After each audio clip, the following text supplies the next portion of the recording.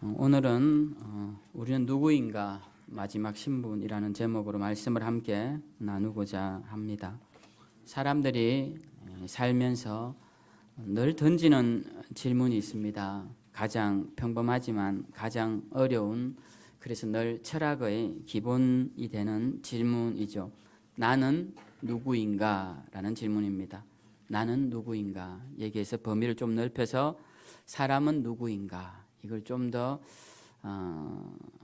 어려운 말로, 멋있는 말로 붙여서 존재라는 말을 붙이면 사람은 어떤 존재인가? 이런 명제가 되죠. 이런 질문이 되는데, 사람은 어떤 존재인가? 이렇게 질문하면 그때부터는 존재론적 질문이 되어서 거창한 타이틀이 되어 우리에게 다가오는 질문이 됩니다. 사람은 어떤 존재인가? 사실 철학의 시작은 항상 사람은 어떤 존재인가, 그리고 나는 어떤 존재인가에 대한 나 자신에 대한 존재의 근본을 찾는 것이 철학의 시작이죠. 왜 그런 모든 학문의 시작이, 어떤 지혜의 학문의 시작이 사람의 근원을 아는 것이 되어야 할까요? 또 나의 근원을 아는 것이 되어야 할까요? 그것은 우리가 어떤 존재인지, 우리가 어디에서 시작되고 어떻게 왔는지를 알아야 우리가 앞으로 어디를 향해 나아가는지를 알게 되는 것이고, 또 우리가 어떻게 만들어졌는지를 알아야 어떻게 살아야 할지도 알게 되기 때문에 그렇습니다. 그래서 우리가 어디에서 시작되었는지를 모른다면, 그것에 대해서 궁금증이 없다면 우리는 어떻게 살아야 할지에 대한 계획이 없고 또 목적이 없는 삶이다라고 말해도 과언이 아닙니다. 그래서 인류는 항상 우리가 사람이 어떻게 태어났는가, 그리고 민족의 지도자들은 우리 민족이 어떻게 시작되었는가, 그 기원과 근원을 밝히는 일에 항상 열심을 내었고, 그것이 정답이든 오답이든 답을 가지고 사람들을 설득해 온 것이 인류 역사다라고 할 수 있습니다. 그래서 아주 오래전 고대 때는 어떤 지도자들은 우리 민족은 힘센 맹수나 오래 사는 나무가 우리의 조상이다. 그래서 우리는 용맹하다. 우리는 장수한다. 우리는 오래 살아남을 것이다. 그런 이야기를 하면서 이런 토템을 가져다가 신앙을 만드는 토테미즘을 그들의 어떤 근원 설화로 가져오기도 합니다.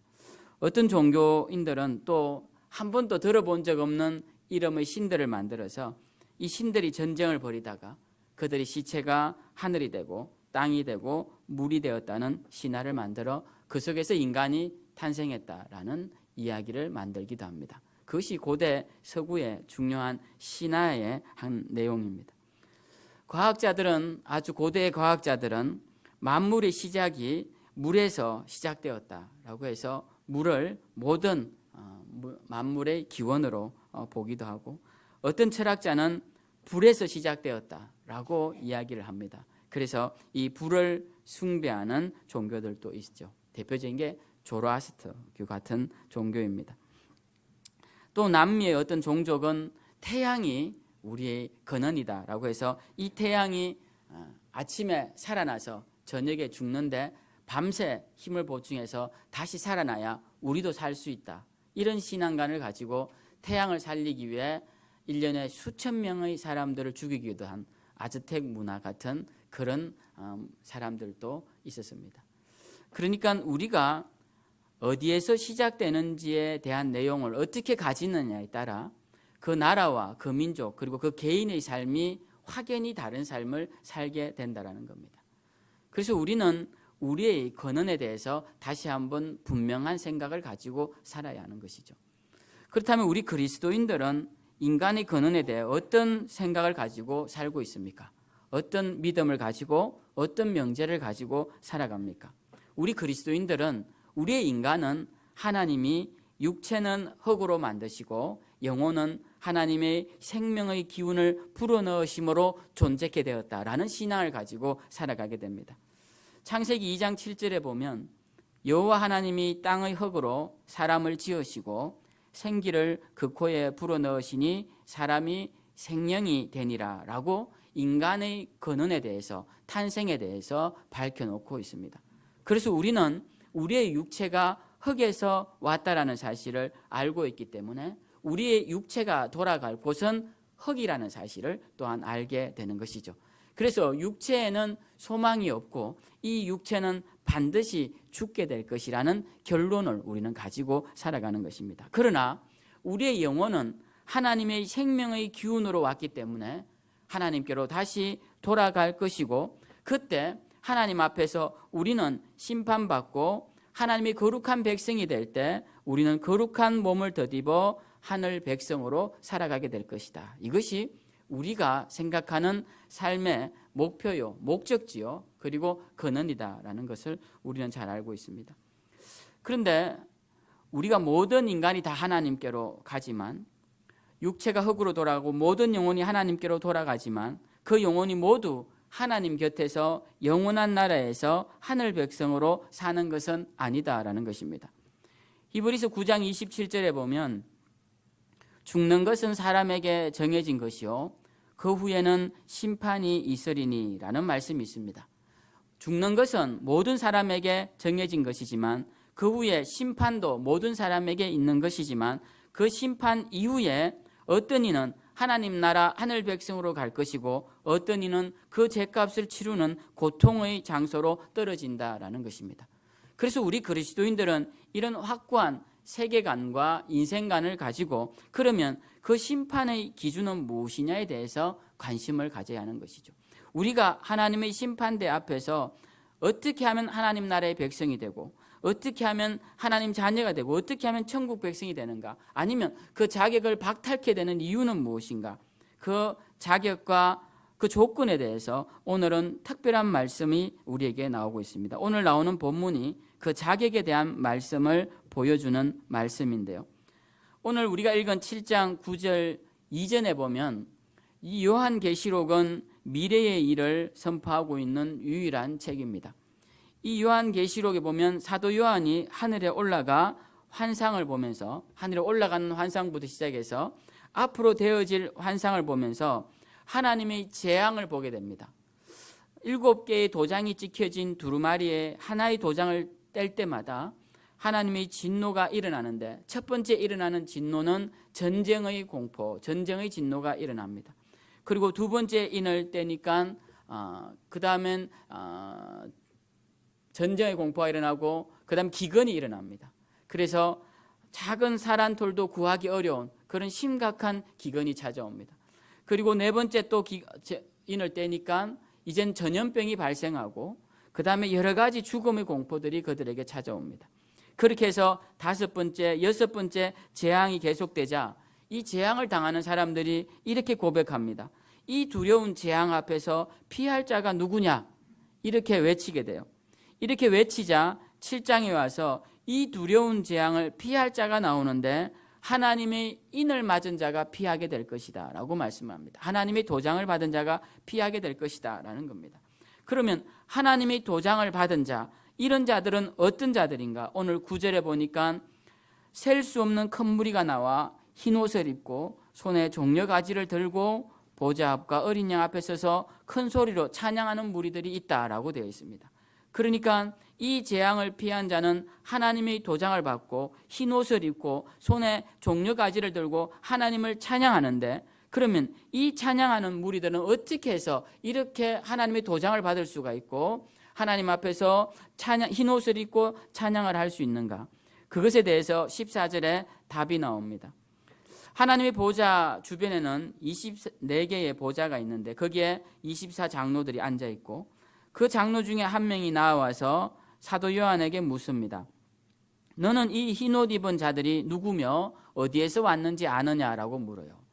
여기 중요한 질문이죠. 인류가 던지는 질문입니다. 너는 누구며 어디에서 왔는가?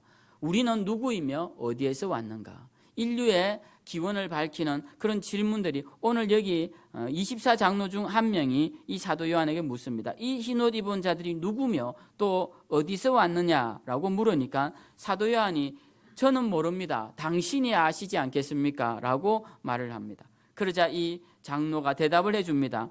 이가 누구냐? 이들이 누구냐? 바로 큰 환난에서 나오는 자들인데 어린 양의 피에 그 옷을 씻어 희게 된 자들이다 라고 말씀합니다. 여기서 중요한 자격 요건이 나오죠. 우리가 이 심판의 날, 이 재앙의 날, 그리고 우리의 생명이 끝나는 날, 하나님 나라 천국 백성이 되는 중요한 자격이 무엇이냐 하면은 어린 양의 피에 그 옷을 씻어 희게 된 자들이다라는 것입니다. 어린 양은 누구를 상징합니까? 바로 예수 그리스도를 뜻하는 것입니다.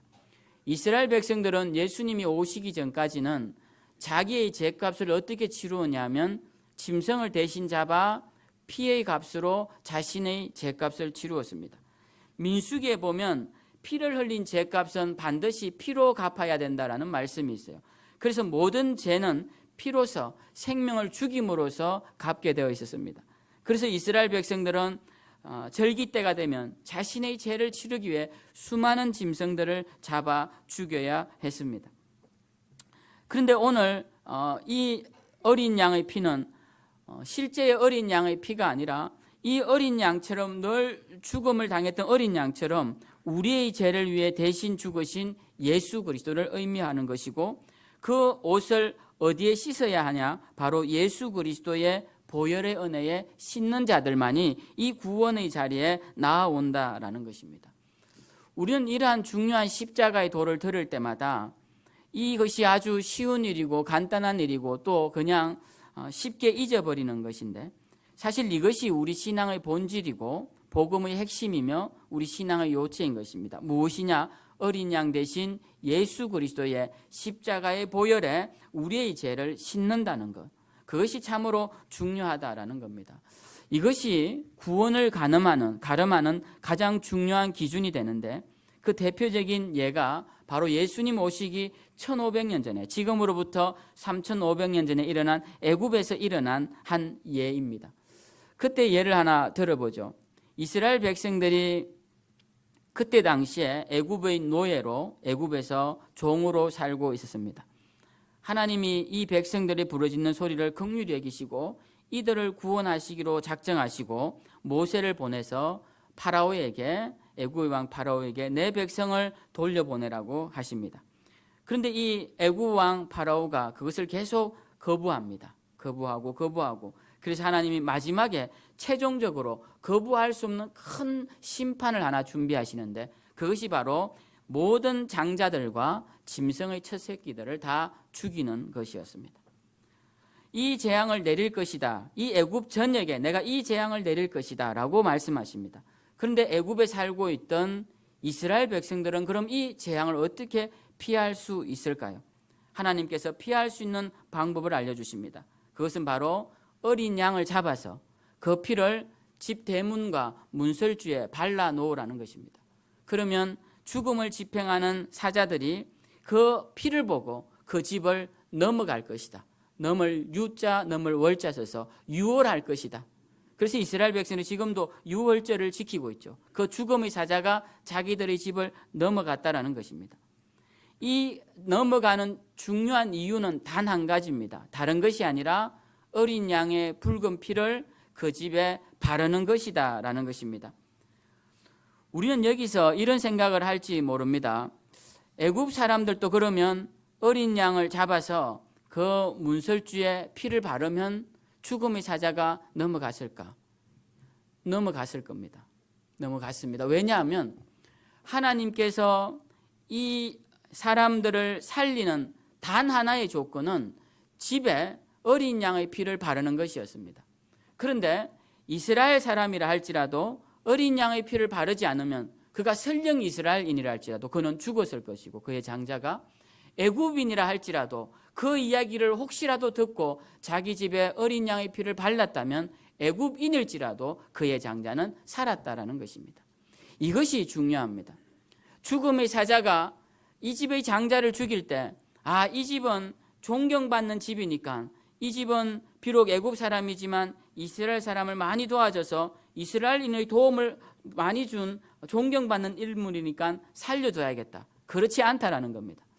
이 사람은 이스라엘 사람이지만 민족을 팔아먹고 악한 일을 하는 자니까 내가 죽여야겠다. 이러지 않았다는 겁니다. 이 집의 장자를 살리고 죽이는 조건은 단 한 가지밖에 없고, 그 조건은 어린 양의 피를 바르느냐 바르지 않느냐라는 것이었다는 겁니다. 이것은 예수 그리스도의 십자가의 죽음을 미리 1500년 전에 보여주는 사건이고, 우리에게 구원의 길이 어떤 것인지를 3500년 전에 보여준 사건이라는 것입니다. 우리는 하나님 앞에서 구원받는 길에 대해서 굉장히 복잡하고 어렵게 생각합니다. 그런데 우리가 하나님 앞에서 구원받는 일은 아주 간단합니다. 뭐냐? 예수 그리스도의 피에 우리의 죄를 씻는 것입니다. 바로 오늘 14절 말씀처럼 어린 양 대신 예수 그리스도의 피, 그 십자가의 피에 그 옷, 우리의 행실을 씻고 우리의 과거를 씻고 정결하게 되는 것을 말하는 것입니다. 그러니까 우리 몸에 예수의 피가 발려져 있으면 우리는 살 수 있다는 것이고, 우리가 하나님의 백성으로서 천국 백성으로 인침을 받고 살아갈 수 있다는 것을 의미하는 것입니다. 어떤 사람들은 믿는 집안에서 태어나서 믿음을 당연한 것으로 여기는 사람들이 있습니다. 내가 예수 그리스도를 온전히 고백하지 않고 그분의 십자가 앞에 내 심령을 내어놓고 자복하고 통회하지 않았음에도 불구하고 우리 집안이 믿는 집안이기 때문에, 내가 어릴 적 교회를 다녔기 때문에, 그래서는 주님 앞에 절대로 그 심판을 면할 수가 없다라는 것입니다. 내 몸에 예수의 피가 발려져 있지 않으면 아버지가 목사라 해도, 동생이 목사라 해도, 형제가 목사라 해도 나는 구원받지 못한다라는 것입니다. 그런데 내 부모가 박수무당이라 할지라도, 대대로 우상을 섬기는 집안이라 할지라도, 내가 예수 믿고 내 몸에 예수의 피가 발려져 있으면 우리는 주님 앞에서 구원받은 특별한 백성이 된다라는 것입니다. 오늘 계시록에서 흰옷 입은 구원받은 무리들이 누구냐라고 물을 때 성경은 이들은 어린 양의 피로 그들의 죄악을 씻은 자 이외에는 그 어떤 단서도 없다라는 겁니다. 그들이 선하게 살았다거나, 그들이 복음 전파를 열심히 했다거나, 교회에 충성했다거나, 무엇을 많이 드렸다거나, 이런 이야기가 전혀 없다라는 것입니다. 오직 어린 양의 피로 죄씻음을 받은 자들이라는 것입니다. 그래서 우리는 오늘 이 말씀을 보면서 끝까지 예수 그리스도의 십자가의 보혈의 은혜를 붙잡아야겠다. 이것이 신앙생활에서 가장 중요한 것임을 우리는 잊지 말아야 합니다. 어떤 사람들은 신앙생활 하다가 조금 어려운 일이 있으면 내가 예수 안 믿어, 내가 교회 안 나가. 여러분, 이렇게 하는 것은 내가 그냥 죽는 게 나아, 내가 영원한 죽음으로 들어갈 거야 라고 하는 것과 똑같은 것입니다. 작은 일로 인하여서 중요한 것을 버릴 수 없지 않습니까? 마치 가룟 유다처럼 회개하고 돌아왔어야 되는데 스스로 목며 불구덩이 속으로 들어가는 것과 똑같다라는 것입니다. 왜 그렇게 합니까? 우리가 우리 스스로를 죽이는 길에 왜 나아가느냐는 것이죠. 소중한 것을 가치 없는 것으로 바꾸어 버리면 어떡하느냐라는 겁니다. 우리가 아무리 충성하고 아무리 교회에서 봉사를 많이 하고 아무리 헌신을 많이 해도 예수 그리스도의 보혈의 은혜를 잊어버리고 그 보혈의 십자가의 은혜를 망각하면 그 옛날의 모든 일들은 아무 소용없는 것이 되고 만다라는 것입니다. 저는 이 설교를 준비하면서 예전에 들었던 간증이 생각이 나서 좀 전달을 해보고자 합니다. 김용희 선교사님이라는 순회 선교사님, 여러분도 간증 많이 들으실 텐데요. 그분이 잘 아는 미국에서 목회하시는 목사님의 이야기를 한번 하는 것을 제가 들은 적이 있습니다. 어느 날 이 김 선교사님에게 미국에서 목회하시던 어떤 목사님이 와서 자신이 목회를 할 힘이 없다, 목회의 의지가 다 사라지고 너무 힘이 빠져서 목회를 하기 어렵다, 이런 이야기를 하는 걸 들었답니다. 그래서 왜 그러냐라고 물었더니 이렇게 이야기를 하더래요. 자기가 목회하는 교회에 아주 훌륭한 장로님이 한 분 계셨다고 합니다. 미국에서 목회는 또 한국 목회하고 좀 다른데요. 어쨌든 거기 훌륭한 장로님이 이 교회의 중추적인 역할을 하면서 성도들에게도 기감이 되고 또 목사님 목회에도 큰 힘이 되는 그런 분이었다고 해요. 그런데 어느 날 이 장로님이 갑자기 암에 걸리십니다. 이 암에 걸린 때부터 이 장로님이 말문을 닫아버리기 시작합니다. 목사님이 신방을 가도 반기지도 않고, 성도들이 함께 신방 가서 예배를 드리자고 해도 예배 드리지도 않고, 기도를 해도 아멘 하지도 않고, 찬양을 하자고 해도 찬양도 안 하고 그냥 돌아 누운 채로 그냥 가만히 그냥 계시는 거예요. 그래서 이 목사님이 그래도 존경받는 장로님이 이래서는 안 되겠다 싶어서 나중에 따로 찾아갔답니다. 그리고는 강하게 권면을 했대요. 장로님 그러시면 안 되시지 않습니까? 우리 함께 기도도 하고 찬양도 하고 힘드신 건 알겠지만 그래도 성도들의 기감이 되게끔 우리가 더 열심히 기도하고 찬양해야 되지 않겠습니까? 그렇게 해도 한마디 대답도 하지 않으시더래요. 그래서 이 목사님이 좀 약간 언성을 높여서 강하게 장로님께 권면을 드렸대요. 아무리 암에 걸리셔도 이렇게 하면 되겠습니까? 라고 막 했더니 이 장로님이 벌떡 침대에서 일어나시더니 한마디를 딱 하시는데 예수고 뭐고 다 귀찮소. 그러고는 벌렁 자빠지셔서는 그 길로 돌아가셨다는 거예요. 그래서 이 목사님이 그 일이 일어나고 너무 목회가 허무해서 내가 지금까지 목회를 한 것이 결국 이렇게 되려고 목회를 했나. 물론 돌아가신 장로님도 안 됐지만 이 목사님도 기력이 빠져서 이 이야기를 이 선교사님에게 했다는 거예요. 그래서 선교사님이 간증을 하는 걸 제가 들었습니다. 그분이 어떻게 됐는지 거기에 대한 이야기는 잘 모르겠지만 저는 이 간증을 들으며 드는 생각은 우리가 정말 마지막 순간까지 무엇을 붙잡아야 하느냐라는 것입니다. 마지막 순간까지 여러분 우리의 육체를 붙잡으면 육체가 병드는 순간 모든 게 다 귀찮아요. 그러나 우리가 마지막 순간까지 붙잡아야 하는 것이 예수 이름이면 예수 이름은 절대 놓지 않는다라는 겁니다. 내가 아파도 내가 죽어도 우리는 그런 믿음을 가져야 한다는 거예요. 제가 오늘 이런 간증 잘 전달되는 간증을 잘 안 드리지만 제가 하는 이유는 여러분들이 혹시라도 이렇게 될까 봐 염려스러워서 제가 이것을 전달하는 겁니다. 여러분의 삶 가운데 혹시 예수 그리스도 이름을 그 존귀한 이름을 버릴 만큼 여러분에게 더 귀한 것이 있을까 봐 걱정돼서 그러는 거예요.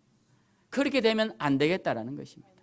우리는 마지막 순간까지 붙잡아야 하는 것이 십자가의 피건세이고 이 십자가의 피건세를 놓치는 순간 우리도 함께 깊은 나락 속에 떨어진다는 것, 우리의 영혼이 깊은 불구덩이 속으로 떨어진다는 걸 우리는 늘 잊지 말고 살아야 한다는 것입니다. 예수님 잘 믿어 여러분 이 땅 가운데 잘 살자는 거 아니죠. 그렇게만 생각하면 너무 허무합니다. 저도 그렇게 생각해요. 저도 물론 여러분에 비해 길지 않은 인생을 살았지만 저도 이렇게 지난 시간을 돌이켜보면 얼마나 인생이 짧은지 모르겠어요. 50년을 살아도 소파에 앉아서 반나절을 생각해보면 다 정리가 될 만큼 제 인생 가운데 기억나는 것이 그렇게 길지 않습니다. 주로 생각나는 것은 어릴 적 이야기와 20대 때 이야기가 주로 많이 생각이 나요. 제 30대, 40대, 20년의 시간은 잘 기억이 안 납니다. 기억나도 그냥 짧게 기억납니다. 아마 제 50대, 60대는 아마 그 뒤에 생각해보면 더 짧게 지나갈 것이라 생각이 들어요. 그건 제가 지금까지 돌이켜보면 반추해보면 그럴 거라는 확신이 듭니다. 그런 인생을 위해서 우리가 예수님을 믿었다고요? 전 그렇지 않다고 생각합니다. 우리의 인생, 이 짧은 인생을 위하여 예수님을 믿었다면 죽는 순간 얼마나 허무하겠습니까? 그렇지 않다는 겁니다. 우리는 마지막 순간까지 예수의 이름을 붙잡아서 우리의 생이 언제이든 간에 이 생 끝에 있는, 이 생 다음에 있는 주님 나라의 심판대 앞에 섰을 때 네가 정말 예수 그리스도의 십자가 붙잡고 있느냐는 그 질문에 확고하게 대답하고 하늘 백성으로 살아가기 위해 예수님 이름 믿고 있다고 저는 믿습니다. 그래서 여러분들도 이러한 믿음을 가지고 살아야 한다는 것입니다. 얼마 전 선배 목사님이 동영상을 하나 보내줬어요. 어떤 선교사님의 마지막 임종 영상이었는데요. 그분이 아마 제가 볼 때 군인이었다가 선교사로 가신 것 같아요. 그래서 이제 병에 걸려서 고국으로 돌아왔는데 이제 병을 고치기가 어려울 정도로 이제 중한 상태가 되신 것 같아요. 그래서 그분이 이제 임종 직전에 마지막 하나님 앞에 기도를 하는데 이렇게 기도를 합니다. 하나님께서 살아라 명하셔서 지금까지 살았고 하나님이 이제 죽음을 명하시니 이제 죽습니다. 이렇게 기도를 하는 거예요. 군인 같지 않으세요? 제가 볼 땐 좀 그런 것 같아요. 그렇게 하고 그 영상을 찍고 30분 후에 이제 돌아가시게 됩니다. 그 기도를 할 때는 엄청 막 쩌렁쩌렁하게 기도를 제가 들을 때는 이분 돌아가셨을까 싶을 정도였는데 그 기도하시고 30분 후에 돌아가셨다고 그렇게 나오더라고요. 저는 그 영상을 보면서 우리 그리스도인들의 마지막이 그러해야 하지 않나 이렇게 생각합니다. 우리가 주님이 살라고 하시니까 살고 주님이 사명을 주시니까 그 사명 감당하려고 건강하고, 그리고 주님이 사명 주셨으니까 그 사명 감당하려고 물질도 쓰고, 이렇게 우리가 주님을 위하여 살다가 주님이 이제 너 그만하면 됐어라고 부르실 때 여러분 단번에 어떻게 죽습니까? 다 천천히 죽는 것이죠. 그렇게 부르시면 천천히 그 부르심에 응답하며 돌아가는 것이 그리스도인의 삶의 모습이라는 겁니다. 그러한 삶을 살 수 있는 것은 우리의 근원이 어디 있는지를 아는 사람만이 그렇게 살 수 있는 것이고, 우리의 목적지가 어디 있는지를 아는 사람만이 그렇게 살 수 있다는 것입니다. 우리는 누구입니까? 주제로 4주째 지금 해오고 있습니다. 지금까지는 현재와 과거의 우리의 정체성에 대해 말씀드렸다면, 저는 오늘 우리의 마지막 신분이 어떻게 되어야 되는지, 미래에 대해서 말씀을 드리고 있습니다. 우리가 지금까지 어떻게 살았느냐보다 더 중요한 것은 앞으로 우리가 어떻게 살 것이고 우리의 마지막 신분이 어떠해야 하는지가 더 중요합니다. 여러분 혹시라도 나 이만큼 살았으니까 됐지, 여러분 그런 거 없습니다. 여러분 누가 여러분 보시기에, 혹시 다른 사람 보기에 저 사람 저 정도 살았으면 됐지라는 사람이 있습니까? 저 사람 저 정도 살았으면 됐으니까 이제 죽어도 돼라는 사람이 있냐고요? 없습니다. 우리는 항상 현재 진행형으로 지금 현재 나에게 주어진 사명을 따라 열심으로 살아야 하는 것이 우리의 사명이라는 거예요. 이만큼 했으면 됐다라는 게 없다라는 겁니다. 저는 그래서 우리 구역장님들과 인도자님들을 굉장히 높게 존중해드리고 귀하게 여깁니다. 왜냐? 사명이 주어진 것에 순종하고 그 사명을 위해서 기도하고 얼마나 감사합니까? 얼마나. 어떤 구역장님 오셔서 그러더라고요. 사명 주셔서 감사하다고, 목사님 기회 주셔서 감사하다고. 저는 그 말 들으면 더 제가 마음이 기쁘고 좋습니다. 얼마나 좋습니까? 사명이 있으니까 더 건강해지고 더 열심히 일할 수 있고, 그것이 우리가 걸어가야 하는 것입니다. 여러분 지금까지 선행을 베풀다가 그 사람이 사람을 죽이고 감옥에 가면 그 사람의 신분이 뭐가 됩니까? 죄수가 됩니다. 그가 아무리 많은 사회사업을 하고 선행을 베풀었더라도 현재 그가 사람을 죽이고 감옥에 있다면 그의 신분은 죄수이고 그는 앞으로 죄수라 불릴 것입니다. 살인자라 불린다라는 것입니다. 내가 예전에 무엇이었다, 이거보다 더 중요한 것은 지금 무엇이냐이고 나는 앞으로 어떤 존재가 될 거냐가 더 중요하다라는 것입니다. 그래서 저는 오늘 제목이 우리 누구인가 자격, 처음에는 마지막 신분이라고 붙였는데, 저는 우리의 마지막 신분에 대해서 함께 생각하면서 우리의 마지막 신분은 구원받은 하나님의 백성으로 끝까지 남아 있어야겠다. 예전에 내가 구원받아서 예전에 주의 일 열심히 해서 이것은 아무것도 아닙니다. 지금 여러분이 어떠하냐는 것이죠. 지금 내가 어떠하고 앞으로 어떠한가가 중요하다라는 것입니다. 그러기 위해 우리는 끝까지 붙잡아야 하는 것은 예수 그리스도의 십자가의 피권세다라는 것. 이걸 잊지 마시고 오늘 또 그분의 피가 아니면 나는 살 수도 없고 내 죄가 사함받을 수도 없고 나는 천국 백성이 될 수도 없다는 사실 기억하시고 주님 주신 은혜, 그 십자가의 은혜 기억하면서 오늘 또 주신 사명 잘 감당하며 영적인 승리자가 되시는 저와 여러분들 다 되시기를 주님의 이름으로 축원드립니다.